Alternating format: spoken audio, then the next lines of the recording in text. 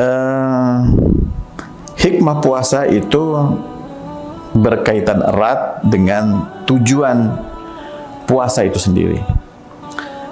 Sebagaimana saya sudah jelaskan, misalkan Al-Quran menyebutnya dengan kalimat la'allakum tattaqun. Jadi agar kalian menjadi orang yang bertakwa. Karena takwa ini merupakan satu derajat, satu prestasi ya dalam keimanan itu, maka orang yang bertakwa harusnya dan sewajarnya lebih baik, lebih bijak, lebih punya ilmu, lebih punya cara, lebih punya sopan santun, lebih punya segala hal-hal yang positif dalam kehidupan sehari-hari daripada orang yang tidak bertakwa. Jadi kira-kira ini konsekuensi logisnya antara perbedaan antara orang bertakwa dengan orang yang tidak bertakwa. Ini kita sebut saja seperti itu. Lantas, adakah peran itu, apakah dalam kebersamaan kebangsaan ini, misalkan? Ya, jawabannya sudah pasti. Sudah pasti seseorang yang menjalankan puasa harus lebih aware, lebih punya nilai-nilai kemanusiaan yang tinggi, mempunyai nilai-nilai positif dalam dirinya yang lebih banyak, ya, tanpa mengecilkan mereka yang lain, ya. Nah, seharusnya orang-orang yang berpuasa adalah orang berada pada soft terdepan, orang-orang yang berada di garis terdepan dalam misalkan mempersatukan bangsa, dalam mengajak orang untuk persatuan, mengajak orang untuk berdamai jika ada hal-hal yang dilihat misalkan ada perpecahan, merajut kebangsaan jauh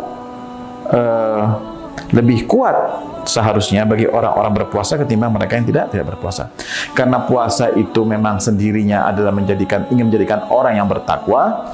Di dalamnya ada satu pendidikan pada jiwa dan jasmaninya.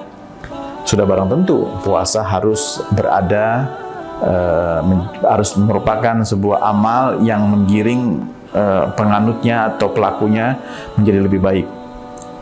Karena problem daripada persatuan sebuah bangsa kan biasanya dikarenakan adanya segelintir orang, sebut saja segelintir orang yang memiliki nafsu dunia, nafsu duniawiyah, nafsu syahwaniyah, ya kan, nafsu haywaniyah, begitu, sehingga mengorbankan bangsanya, mengorbankan persatuan bangsanya untuk kepentingan-kepentingan itu, kepentingan-kepentingan remeh-temeh, kepentingan-kepentingan lebih pribadi, golongan tertentu, atau nafsu-nafsu yang ada pada dirinya, misalkan ingin seperti ini, ingin seperti itu. Dia tanpa harus melihat efeknya merusak bangsanya, dia tabrak terus. Ini adalah yang terjadi adalah ketika kita berbicara kepada ancaman persatuan sebuah bangsa manapun, ya, tanpa terkecuali. Nah, problematika pada kelompok-kelompok yang menginginkan hasrat pribadi atau hasrat golongan lebih daripada maslahat bangsanya adalah mereka yang selama ini sudah tertutup pada dirinya, tertutup dengan nafsu dirinya itu. Justru puasa itu kan dalam rangka membentuk karakter-karakter yang menjauhkan seseorang memiliki sifat-sifat itu. Ketika puasa itu misalkan kita tidak boleh marah, misalkan ketika ajaran dalam Islam Nabi mengatakan Anda tidak boleh marah. Kalau berpuasa itu tidak boleh marah, misalkan.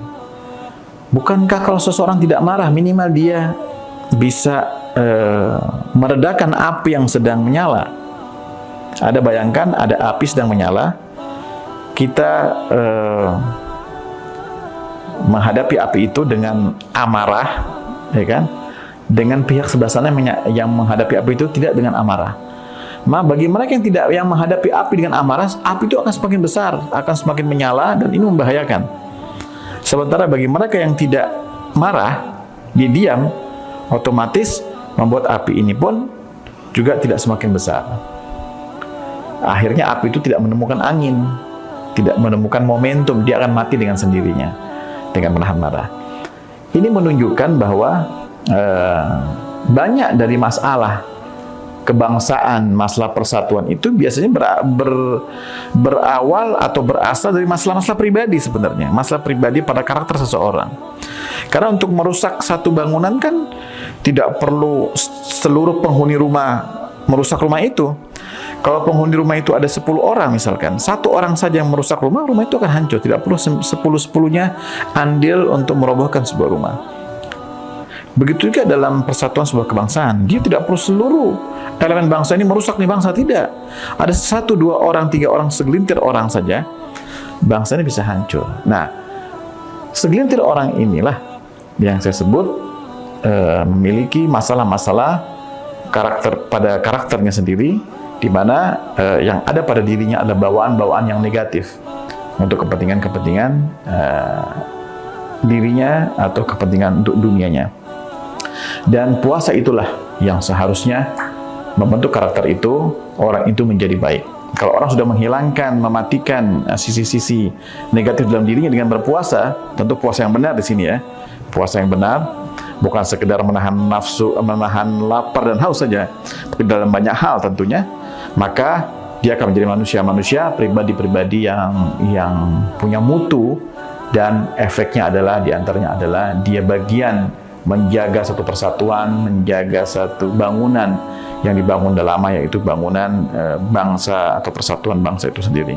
Dan saya pikir tidak bisa kita bantah bahwa kita, saya misalkan, siapapun dari kita, ada banyak sisi-sisi negatif dalam diri kita ini, ada banyak keburukan-keburukan dalam diri kita itu yang terkadang kita tidak bisa kontrol. Kita tidak bisa kontrol. Kita bisa kontrol, mungkin diri kita bisa kontrol, mungkin perlu nasihat dari orang, perlu ditegur orang, ya kan?